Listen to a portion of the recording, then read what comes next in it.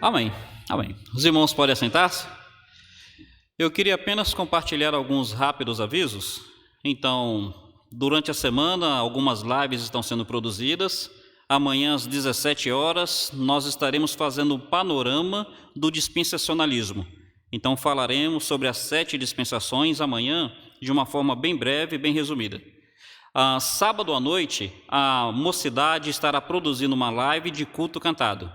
Domingo pela manhã, às 10h15, teremos o nosso culto matinal. À noite, às 19 horas, também o nosso culto. E queremos dizer que em nossos cultos nós já estamos tendo os momentos de ofertório. Mas para aqueles que não estão podendo estar presentes na igreja, vocês podem, durante a semana, na secretaria, horário comercial, ou então, por meio de banco, depósito, transferência, será mostrado as contas da igreja no final dessa transmissão. Queremos também dizer que os boletins estão sendo enviados de forma virtual. Quem quiser é só entrar em contato com a igreja e receberá pelo e-mail ou WhatsApp. E nós teremos o Congresso Batista Bíblico transmitido online, de 24 a 26 desse mês. Queria pedir aos irmãos para, por favor, acompanhar o Congresso Batista Bíblico, ainda que seja online. Basicamente, são esses os nossos avisos. Eu quero convidar os irmãos, mesmo assentados, a abrirem suas Bíblias em Êxodo, capítulo 19. Êxodo, capítulo 19. Segundo livro do Novo Testamento. Meus irmãos, nós temos algumas passagens na Bíblia, alguns marcos que realmente são divisores de águas. Então, no Novo Testamento, o marco que é o divisor de águas, não apenas do Novo Testamento, da história e da eternidade, é a morte e ressurreição de Cristo. No Velho Testamento, o marco, o acontecimento que é de maior impacto, é o que nós vamos ver aqui hoje. Foi a entrega da lei ao povo de Israel. Então, se nós entendermos qual foi o objetivo dessa entrega, o que significa, o que mudou, como era antes, como passou a ser depois, a gente vai entender a supremacia da graça. Aí eu queria, nas nossas limitações, compartilhar esse assunto hoje. Da última vez que nós estudamos, nós falamos sobre a aliança. Aqui eu gostaria de pensar um pouco mais acerca disso. No capítulo 19, como nós vimos da outra vez, versículo 4 fala assim: Tendes visto o que fiz aos egípcios, como vos levei sobre asas de águia e vos cheguei até mim. Agora, pois, se diligentemente ouvirdes a minha voz e guardardes a minha aliança, então sereis a minha propriedade peculiar dentre todos os povos, porque toda a terra é minha. Vós me sereis reino de sacerdotes e nação santa. São essas as palavras que falarás aos filhos de Israel. Vamos recapitular? Deus tira o povo de Israel do Egito, sem depender nada do povo, tão somente pela graça de Deus. O Senhor faz grandes maravilhas, o Senhor abre o mar vermelho, o povo de Israel passa ao pé enxuto, o povo de Israel está comendo maná no deserto, pão caindo do céu, e está bebendo água saindo de rocha. Tudo pela bondade e pela graça de Deus, não dependeu nada de Israel. Aí Deus agora, ele fala: tendes visto o que eu fiz com vocês até hoje. Vocês estão vendo como é que eu levei vocês em asas como águia. Tudo pela bondade. Aí Deus fala no verso 5: Agora, pois, a partir daqui, se vocês se comprometerem em guardar diligentemente a minha voz, se vocês quiserem entrar numa aliança de obediência comigo, então vocês serão meu povo especial. Meus irmãos, até então, o cuidado de Deus para com Israel era por causa da sua aliança com Abraão. Lembra que Deus havia prometido que guardaria os filhos de Abraão, os filhos de Isaque, os filhos de Jacó? A aliança com Abraão foi incondicional. Só que Deus agora está propondo uma aliança condicional, se diligentemente guardares. Aí o que o povo de Israel diz? Versículo 8, desculpem. Versículo 8, exato. Então o povo respondeu a uma. O povo inteiro respondeu: tudo o que o Senhor falou, faremos. Meus irmãos, eu fico feliz de ver a disposição no coração do povo em querer obedecer a Deus. Precisa haver essa disposição em nós.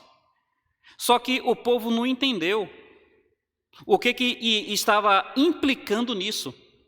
Se diligentemente ouvirdes a minha voz. Meus irmãos, eu tenho no meu coração o desejo de obedecer a Deus em tudo. Mas eu não quero ter com Deus uma aliança onde Deus só me abençoa se eu obedecer. Porque se eu fizer essa aliança com Deus, eu não vou ser abençoado, porque eu não consigo obedecer. É o que o povo não tinha entendido. Então, o que Deus vai fazer? Deus agora vai mostrar a seriedade dessa aliança.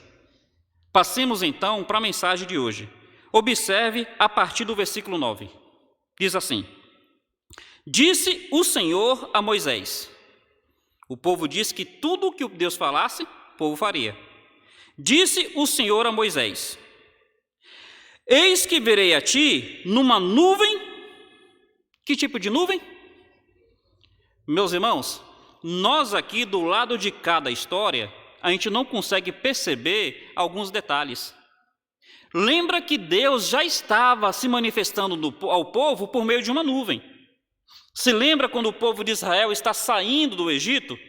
Aí estão os egípcios atrás. Aí vem uma coluna e se coloca entre Israel e os egípcios. De dia era uma coluna de nuvem, de noite uma coluna de fogo.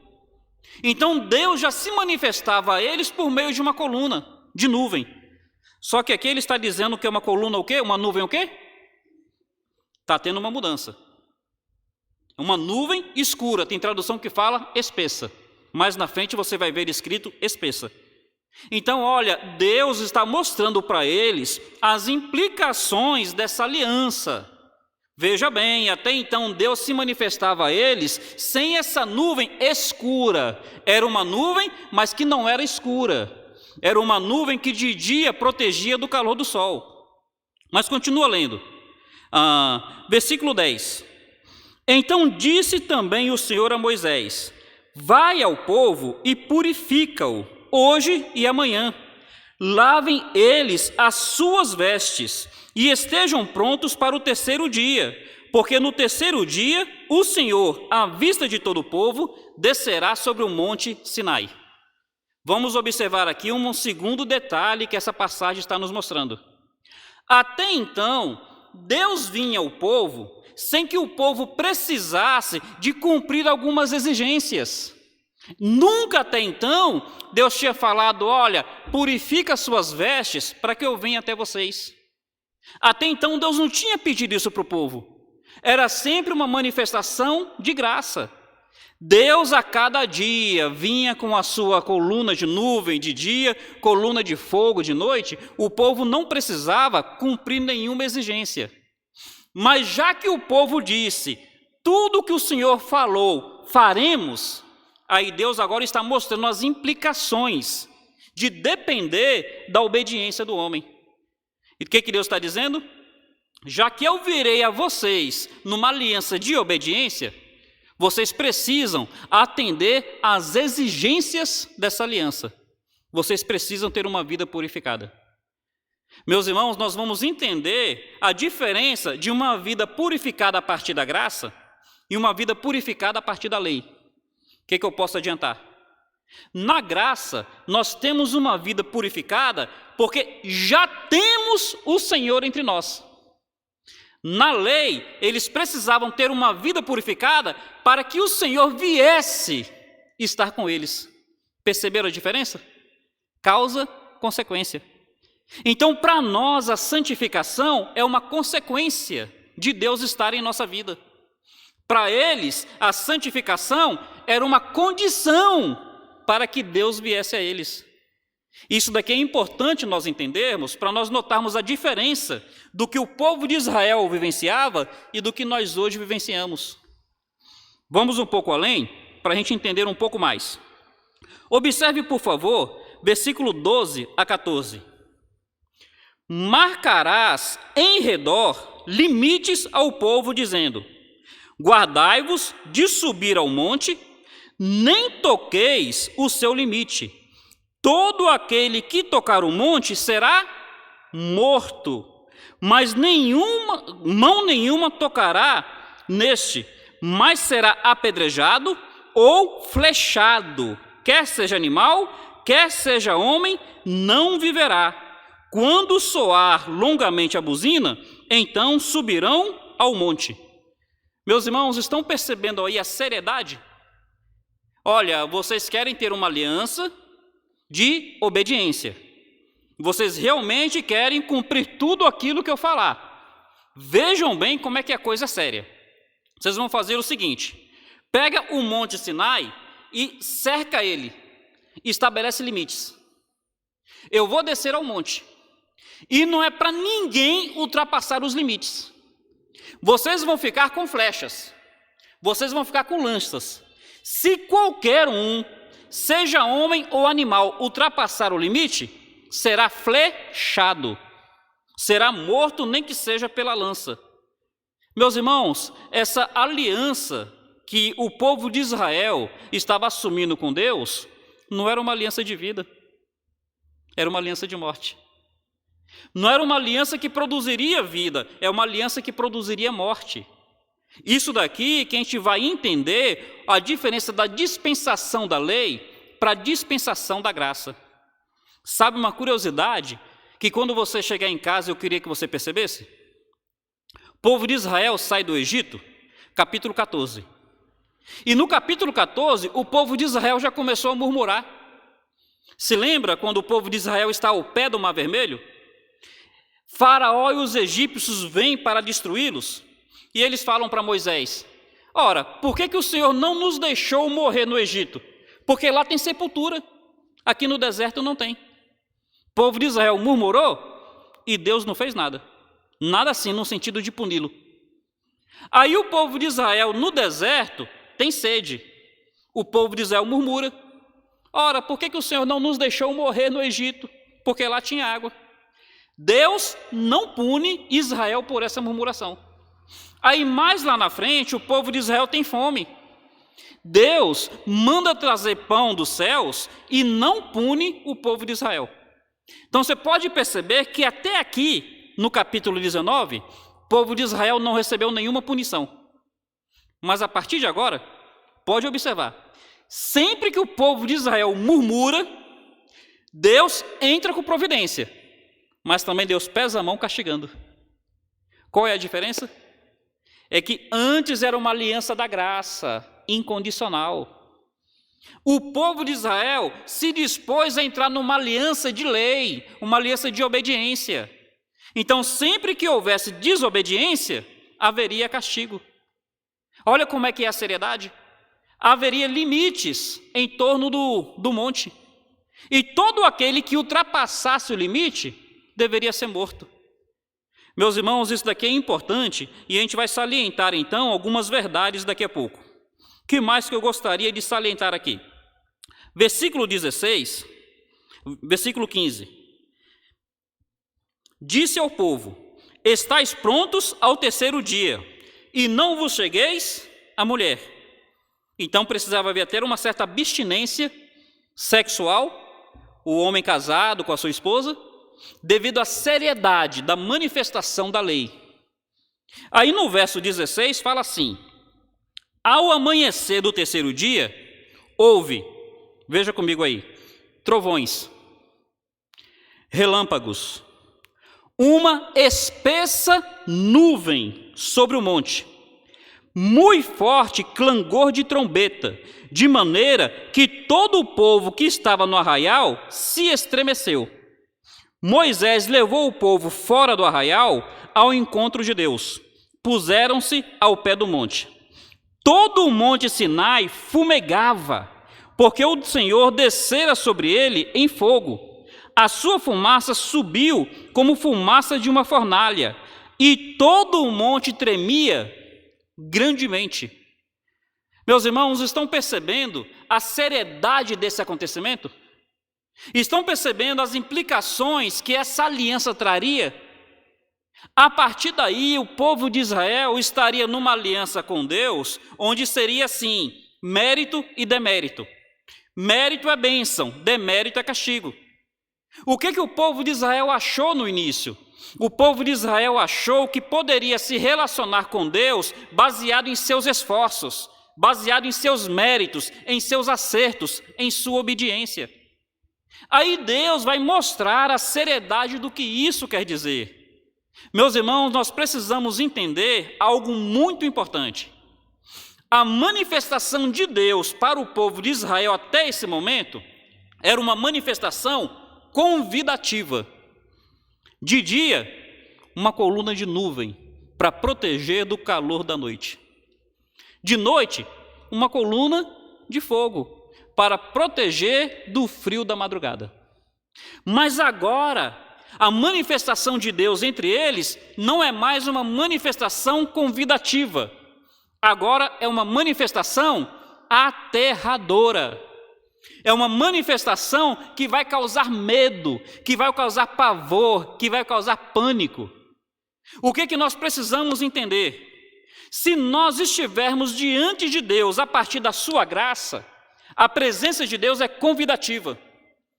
Mas se nós quisermos estar diante de Deus a partir dos nossos méritos, a presença de Deus vai ser aterradora. Vamos pensar em algumas situações?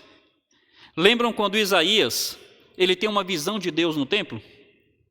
A Bíblia fala que ele vê Deus assentado no templo.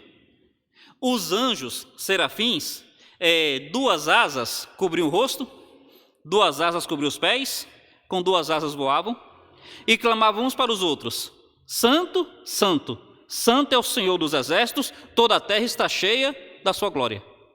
Conforme eles clamavam, o que aconteceu com as bases do limiar do templo? Tremeram. Aqui não está dizendo que o Monte Sinai tremeu? Olha a seriedade da santidade, do juízo desse Deus maravilhoso. Aí Isaías, quando ele se dá conta disso, ele fala: ai de mim, vou perecer. Sou um homem de lábios impuros, habito no meio de um povo de impuros lábios, e os meus olhos viram o Rei, o Senhor dos exércitos. Então, o que nós estamos percebendo? Que a lei, quando manifesta a presença de Deus, é uma manifestação que coloca o homem debaixo de um juízo tremendo, a seriedade do pecado. Meus irmãos, mais lá na frente, Pedro, ele empresta o barco ao Senhor Jesus Cristo, para que o Senhor Jesus Cristo ministrasse os seus ensinos. E Jesus está ensinando. Quando ele termina de ensinar, ele chega até Pedro e fala: olha, vai mais ao largo e lança a rede. Pedro até então não estava se dando conta assim que não era apenas um grande profeta.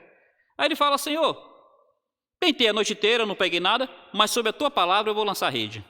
Ele vai e lança. Ele pega tantos peixes que não cabem no barco. Ele chega diante de Jesus Cristo, ajoelha-se e fala: Senhor, retira-te de mim porque eu sou pecador. Percebe o que a presença de Deus faz diante do homem, quando o homem se relaciona com ele, considerando os seus méritos, considerando a sua realidade? É algo aterrador. É algo que deixa o homem em pânico por saber que está diante de um Deus santo. Então, meus irmãos, Deus vai mostrar a lei. Mas antes de mostrar a lei, Deus vai mostrar a seriedade que Ele dá a essa lei. Nisso daqui, uma pergunta para a gente fazer. A lei, ela é bênção ou ela é maldição? A lei foi um benefício ou foi um malefício para o povo? Vamos pensar um pouco nisso? Coloca sua mão nessa passagem. Olha alguns versos aqui comigo. 1 Coríntios, capítulo 15. 1 Coríntios 15, versículo 56.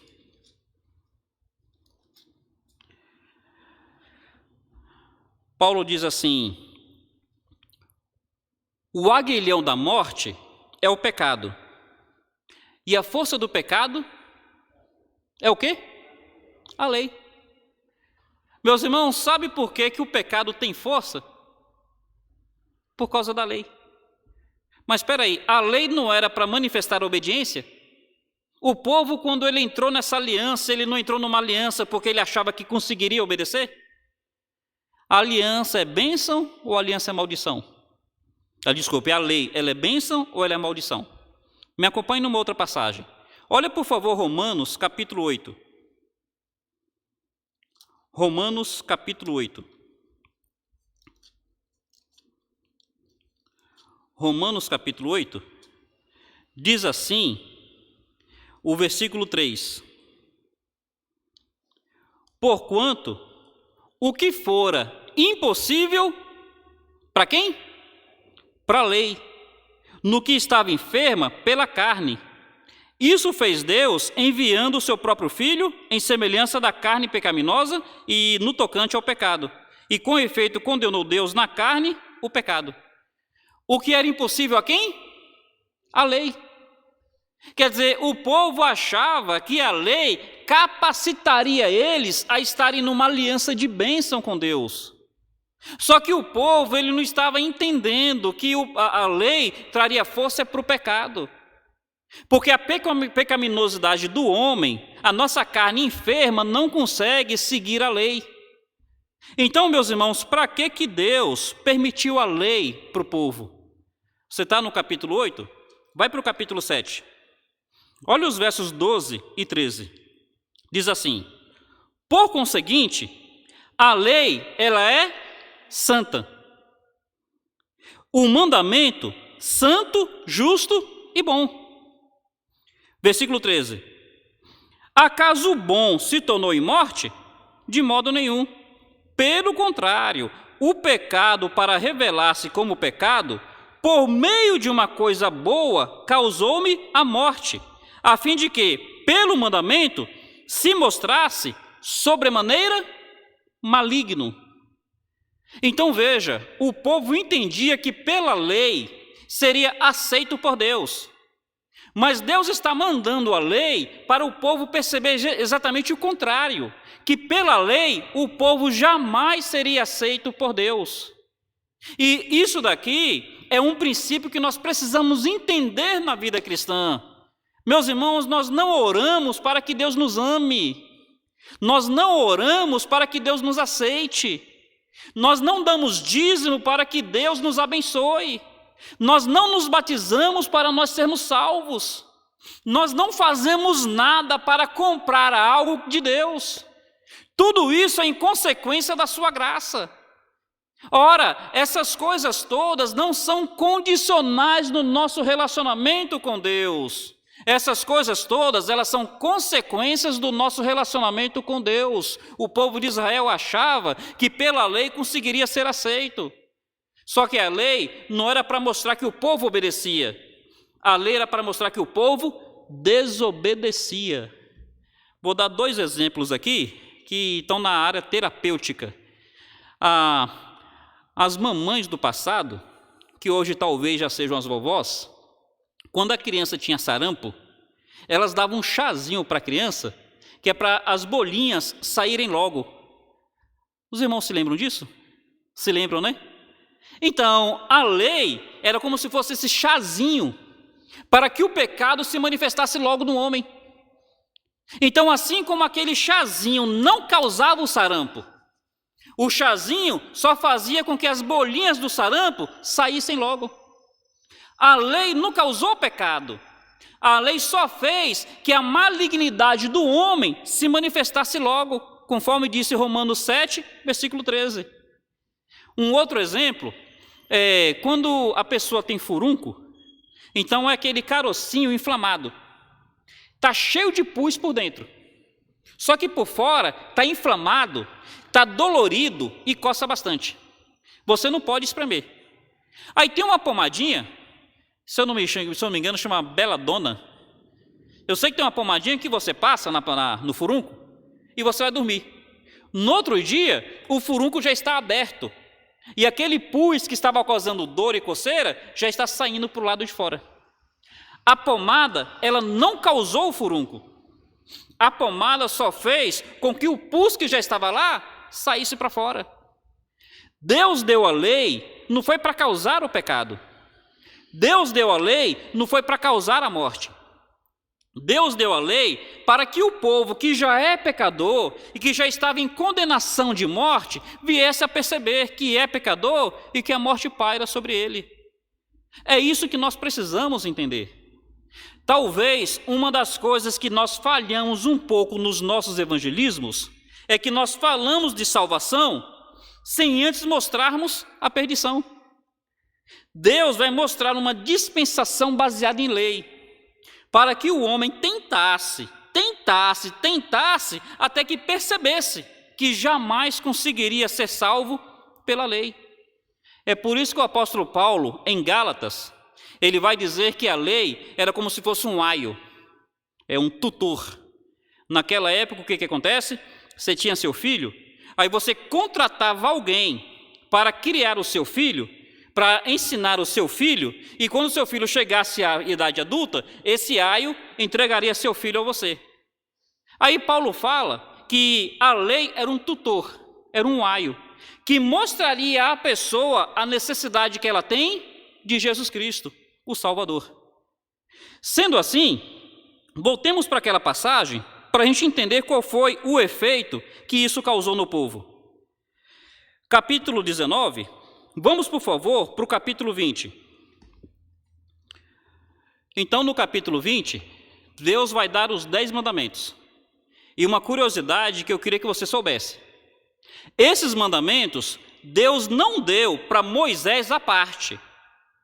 Deus falou e o povo ouviu.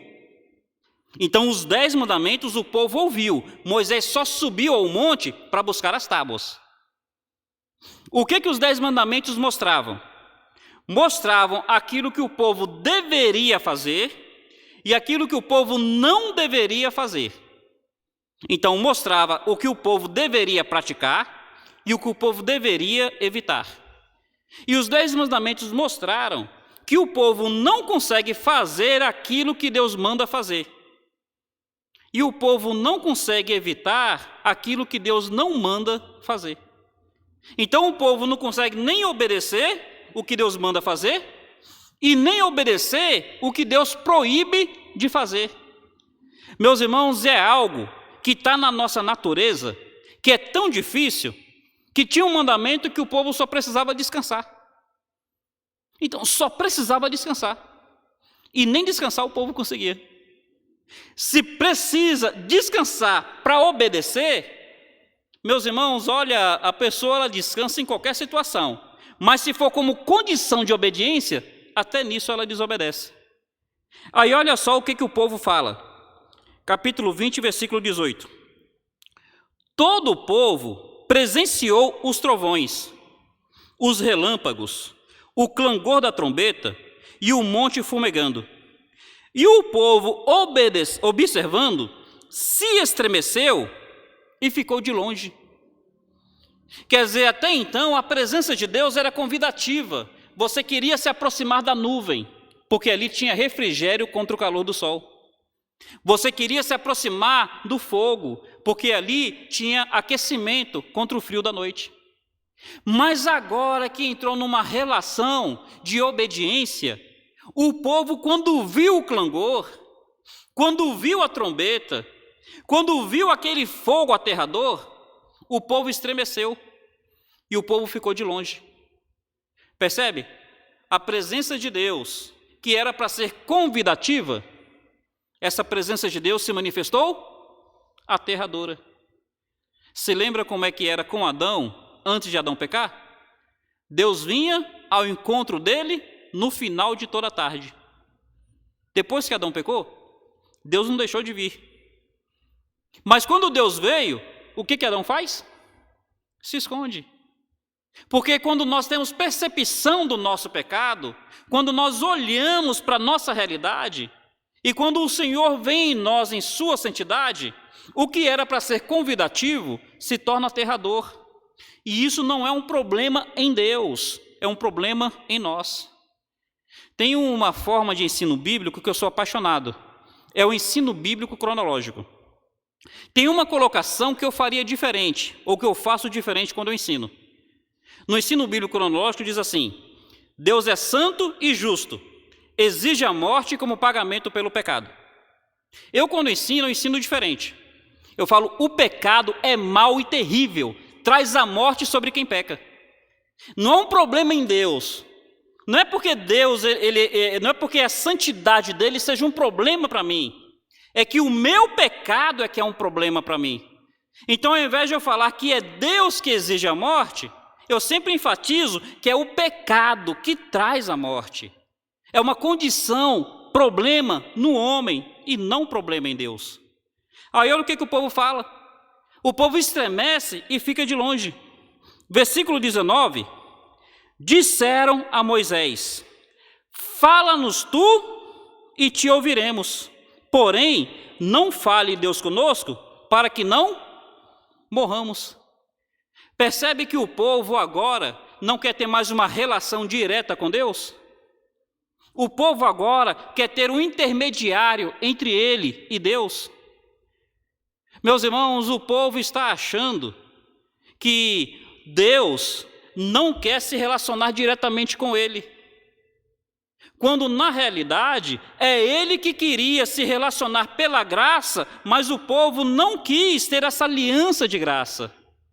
Observe as religiões do mundo.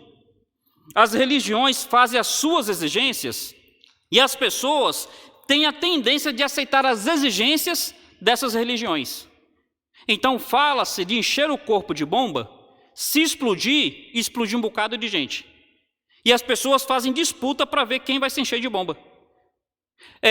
Fala-se de praticar certas indulgências.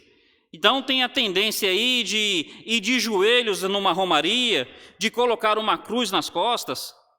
Tem outros que vão fazer assim as exigências outras da sua própria religião. E as pessoas têm a tendência de aceitar.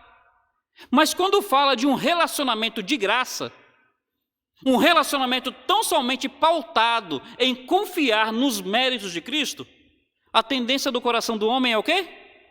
Resistir e rejeitar.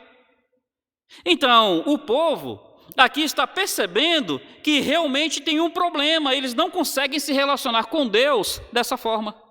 E o povo está percebendo a necessidade de ter alguém que interceda entre eles e Deus. O que nós podemos considerar, caminhando aqui para o final? Olhando para a realidade dessa dispensação que era de juízo, a palavra do Senhor vai nos levar a considerar a realidade da dispensação que nós temos hoje. Continua lendo, por favor, o versículo 20. Respondeu Moisés ao povo: não temais. Deus veio para vos provar e para que o seu temor esteja diante de vós, a fim de que não pequeis. Então Moisés vai dizer: olha, rapaz, vocês não precisam se relacionar com Deus a partir do medo. O temor do Senhor não é para que vocês se afastem dele, é para que vocês evitem de pecar. Moisés está dizendo: olha, Deus não é esse vingador, Deus não é esse ser cruel, que vocês nos seus pecados têm a tendência de enxergá-lo assim. Não temam. O temor do Senhor é para que vocês fujam do pecado, não é para que vocês fujam dele. Percebe a diferença de temor e temor? Tem pessoas que têm um temor de Deus a ponto de fugir dele. Só que o temor que Deus quer que nós tenhamos é para que nós não fujamos dele, fujamos do pecado que ele odeia. E aqui, meus irmãos, um ponto aqui importante para a gente considerar. Versículo 21. O povo estava de longe em pé. Moisés, porém, se chegou à nuvem escura onde Deus estava. Então, tem dois posicionamentos que a gente pode ter. O do distanciamento ou da aproximação. O povo escolheu ficar à distância. Moisés praticou a aproximação. Uma coisa que cada um de nós precisa considerar no nosso relacionamento com Deus. Só tem dois posicionamentos: distanciamento ou aproximação. O Senhor nos convida à aproximação. O Senhor nos convida à intimidade. Tem um tipo de criação, pai e filho, que era uma criação do passado, que a maneira do pai implicava em distanciamento dos filhos. Então, se o pai estivesse conversando com alguém na sala, os filhos não podiam nem passar pela sala. Os filhos tinham que ficar à distância. Então, a maneira de ser do passado, essa relação pai e filho, era de distanciamento. E como Freud disse que nós, às vezes, imaginamos Deus como uma figura de pai, às vezes parece que nós pensamos em Deus como aquele ser que quer ter distância de nós. Só que não é verdade. O Senhor quer ter conosco aproximação. Deus vinha ao encontro de Adão no final de toda a tarde. E Ele quer tanto isso, que Ele estabelece uma aliança que é pela graça. Não é o quanto nós nos esforçamos, é o quanto Ele se esforçou em Cristo Jesus. E considerando esse contraste, eu queria convidá-lo para uma última passagem. Olha Hebreus, capítulo 12. O autor de Hebreus vai mencionar essa situação aqui, para mostrar a diferença entre a dispensação da lei e a atual dispensação que nós chamamos de graça. Capítulo 12. Observe, por favor, o verso 18. Então, passaram-se cerca de 1.500 anos. Passou o período da lei. Cristo já viveu, morreu, ressuscitou. Aí, a esses que se converteram, diz assim no versículo 18: Ora, não tendes chegado ao fogo palpável e ardente, e à escuridão e às trevas, e à tempestade e ao clangor da trombeta, e ao som de palavras tais que quantos o ouviram suplicaram que se lhes não falasse mais, pois já não suportavam o que lhes era ordenado. Até um animal, se tocar o monte, será apedrejado. Percebe que Hebreus está dizendo isso para aquelas pessoas? Olha, essa não é a aliança que Deus tem com vocês. Não é esse relacionamento que vocês precisam ter com Deus. Não é esse monte que vocês chegaram. Observe o verso 21. Na verdade, de tal modo era horrível o espetáculo, que o próprio Moisés disse: sinto-me aterrado e trêmulo. Lembra que o povo falou com Moisés? Olha, você fala com Deus, a gente não, para a gente não morrer? Moisés também estava aterrado e trêmulo. A aliança da lei. Nem Moisés conseguia estar num relacionamento gracioso com Deus por essa aliança. Aí o que a Bíblia vai nos dizer? Observe a diferença agora. Nós não chegamos ao Monte Sinai. Não foi essa a nossa aliança. Olha o verso 22. Mas tendes chegado ao Monte Sião. Meus irmãos, no Sinai houve a entrega da lei. Sabe o que aconteceu no Monte Sião? A entrega de Cristo. Onde foi que Cristo morreu? No Monte Sião. Olha, vocês não chegaram ao monte da lei, vocês chegaram ao monte da graça. Não foi o monte onde a lei foi dada, foi o monte onde Cristo foi entregue. Percebe a diferença de relacionamento que nós precisamos ter com Deus? E ele continua dizendo, Monte Sião, a cidade do Deus vivo, a Jerusalém celestial.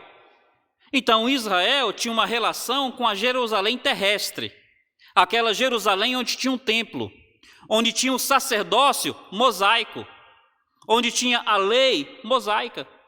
Aí está dizendo, olha, o nosso monte é outro, é o Sião.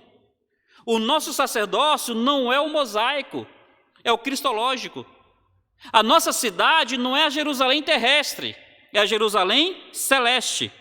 E aí vai dizendo, há incontáveis hostes de anjos, universal assembleia, igreja dos primogênitos arrolada nos céus.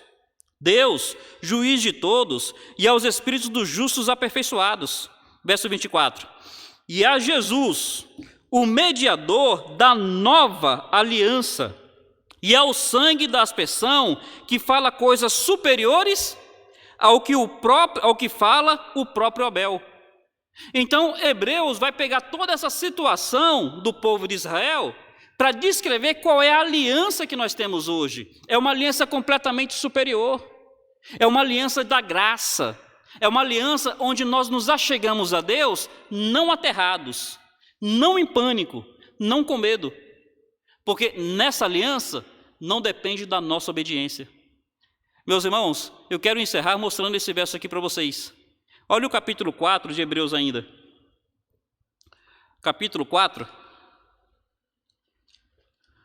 Diz assim o verso 16.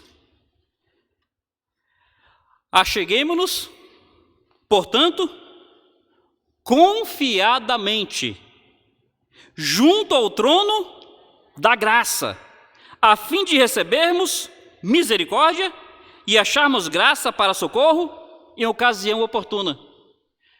Como é que era com o Monte Sinai? Eles nem se achegavam por causa do medo. Como é que é conosco?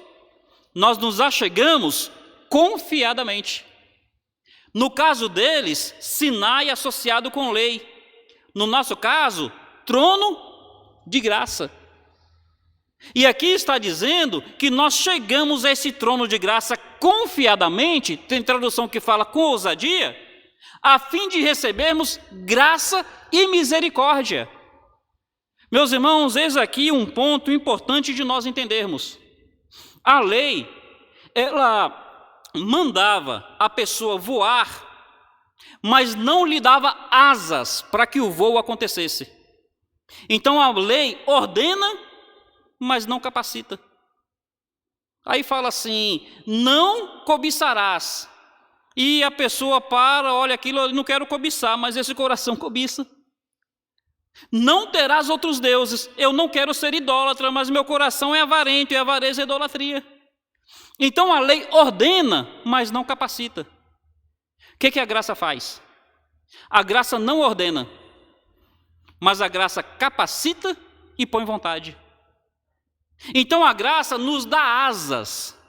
E a graça nos mostra esse horizonte amplo, nos deixando no coração a vontade de voar. O que aconteceu com o povo de Israel? O povo de Israel, infelizmente, achou que o relacionamento deles com Deus baseava-se no seu esforço, em cumprir a lei. Qual é o desafio para nós?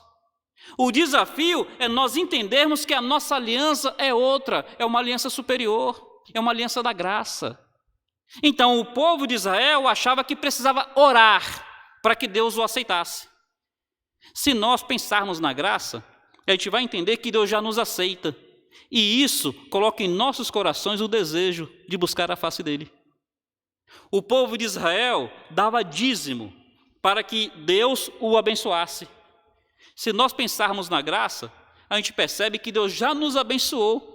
E porque Deus tem nos abençoado, nós temos aquela alegria de compartilhar. Como é que a Bíblia fala? Deus ama ao que dá com alegria. Meus irmãos, o povo de Israel precisava estar no templo para cumprir as exigências da lei. Quando nós pensamos na graça, nós começamos a entender que participar de atividades públicas em nome de Jesus Cristo não é obrigação, é devoção. Não é pela força da lei, é pela impulsão da graça. O apóstolo Paulo, quando debaixo da lei, ele fazia diversas atrocidades. Má compreensão da lei, é verdade. Fazia diversas atrocidades. Mas então ele conhece a graça. E diante da graça, ele começa a fazer diversas bondades. E ele diz, porque o amor de Cristo nos constrange. Então, qual é a grande diferença entre o que o povo de Israel tinha e o que nós temos? É a compreensão de aliança. A aliança da lei era uma aliança que trazia morte. A aliança da graça é uma aliança que produz vida. A lei ordena, mas não capacita. A graça capacita, sem ordenar. Põe vontade em nossos corações. Aí, meus irmãos, o que nós precisamos? É entender que, diferente do povo de Israel, nós podemos ter uma caminhada nesse deserto até a nossa Canaã celestial. não pelo peso, não pela imposição, mas pela leveza da graça, por pura devoção. O que Jesus Cristo fala? Vinde a mim todos que estiverem cansados e sobrecarregados. Cansado de quê? Ele está falando para o povo judeu. Ele está falando para aquelas pessoas que estavam tentando cumprir a lei, e ainda vinham os fariseus, ainda vinham os escribas e colocavam minúcias sobre eles. Aí Jesus fala, vinde a mim vocês que estão cansados, sobrecarregados, e eu vos aliviarei. Tomai o meu fardo e aprendei de mim, que sou manso e humilde de coração, e encontrareis descanso para as vossas almas.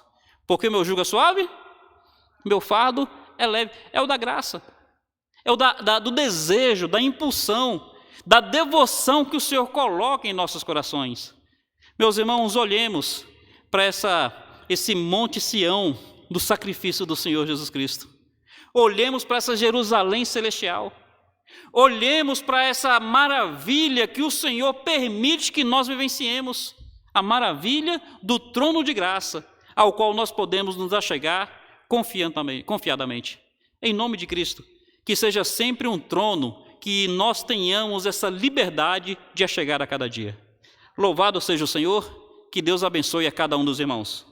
Vamos falar com Deus. Pai, nós queremos agradecer a Ti por essa graça maravilhosa que o Senhor manifestou a nós em Cristo Jesus.